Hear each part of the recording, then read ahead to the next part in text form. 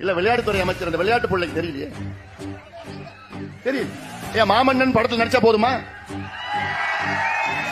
பட்டியலின மக்களுக்கு நீ மரியாதை கொடுக்க வேணாமா? தெரிஞ்சாதானே நீ மரியாதை கொடுப்ப?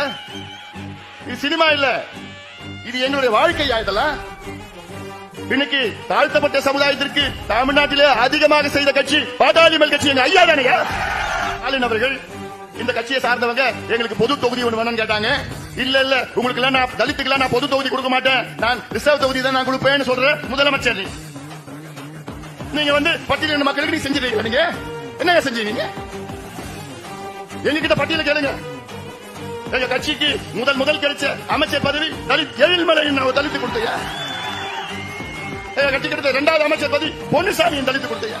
எங்க கட்சியின் அரசியல் அமைப்பில் எங்க கட்சி பொதுச் செயலர் யாரு போடணும்? பட்டியலினத்தை சார்ந்தவர் தான் எங்கள் கட்சியின் பொதுச் செயலர். தமிழ்நாட்டில் எந்த கட்சிக்கு அப்படி இருக்க?